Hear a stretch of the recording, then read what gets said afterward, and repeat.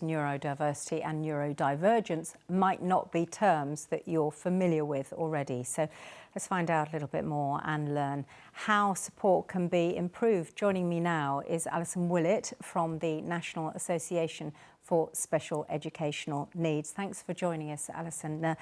Good of you to explain, I guess, first, if you can, what does neurodiversity mean to you?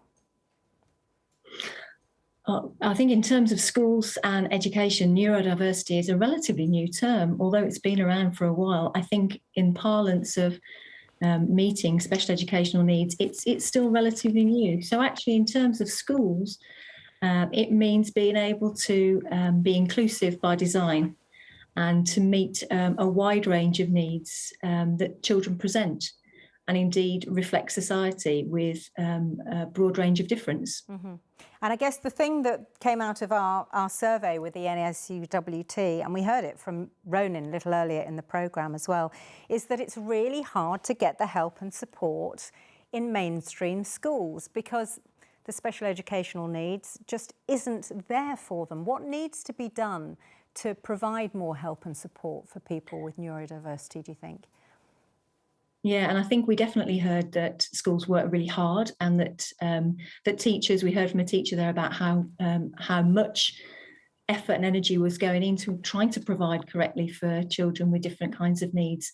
But I think at the heart of it, it's about making sure that we can provide teachers with effective, ongoing professional development, which addresses those needs and helps them to sometimes look beyond perhaps the label and demystify what SEN means in the classroom. So what are those practical strategies?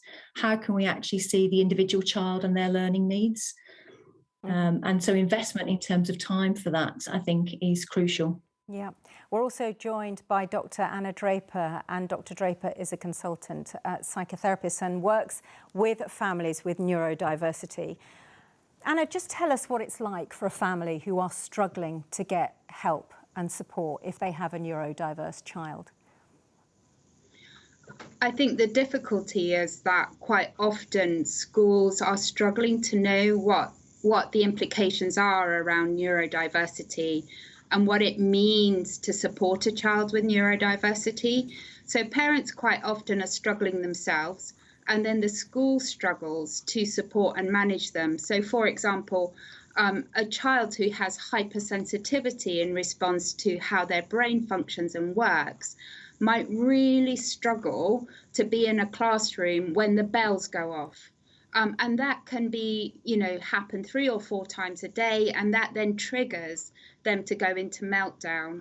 And if parents and the school don't understand that in those moments that child is overwhelmed by the noise that's coming their way, they're unable to do something like get headphones that are noise cancelling to support that child not to experience that sensory overload when it occurs. And I guess, Anna, as well, there's a lot of divergence in neurodiversity because every child's going to be different. So how do you manage that in a mainstream school?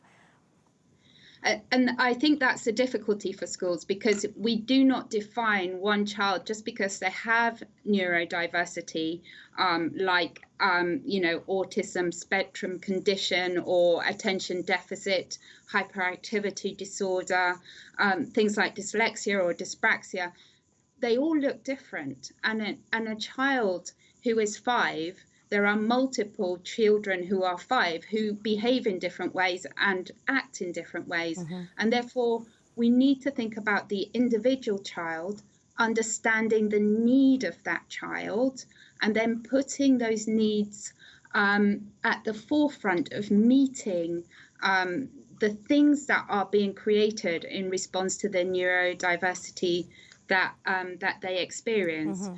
Okay. Our world is set up for people who are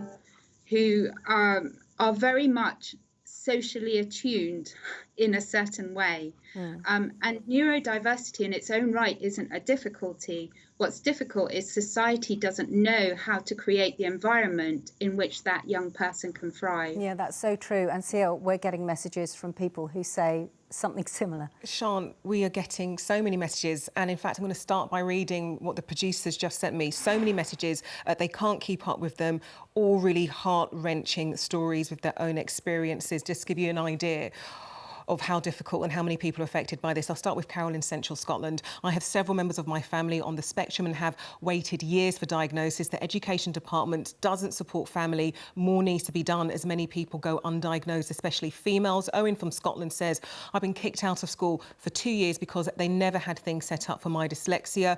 It messed my whole life up.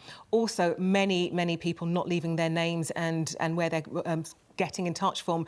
I have no idea why, but I've never seen anything like this before. I have 2 children who are neurodiverse. The school system left them both bullied and isolated and thoroughly failed. Rose Matthews is a retired specialist teacher, the only teacher actually who got in touch. This current situation was on the cards since education authorities got rid of specialist teachers in budget cuts. I've got another anonymous messenger saying my 16-year-old daughter has struggled with every step of school. It breaks my heart as no one can help. She is seen and mostly treated as naughty and defiant. Another anonymous messenger saying, unfortunately, it doesn't get any better as an adult. If you have ADHD or dyslexia, really, really tough messages. A lot of people struggling. And you know what? We're going to be picking up that thought about adult ADHD tomorrow, if you can watch us for that, because that's an important one as well. But Alison, I want to go back to you because, you know, all these people writing into us saying, I know there's an issue here and it's just my child is a bit different and perhaps needs some extra support and they're not getting it, and that is creating so many problems. What do we need to do to change that? To do what Anna says is see each child as an individual and tailor their learning to their specific needs. Yeah, it's about building an inclusive culture from the start. I think it's about having inclusive leadership. It's understanding the differences that we might need to make in our policies in schools and how they operate. It's about listening to parents and carers and families and listening to the child and young person themselves about their needs. It's about being able to be as inclusive an environment as we possibly can be. And then also just making sure that we are investing in ongoing professional development for teachers so that we can look at all of those issues and we can raise the quality of everyday teaching. So the universal provision that young people have, young people have every day in the classroom. If we can get that better, the need for extra specialist support may reduce, and we can accurately support teachers to accurately identify needs and address those very individual needs in an individual way. Well, this is going to be something that we're going to be picking up throughout the week. Alison Willet, Dr. Anna Draper, thank you so much, both of you, for being with us. And thanks to all our viewers as well. Astonishing number of messages coming in. Do keep them coming in to us. Thank you.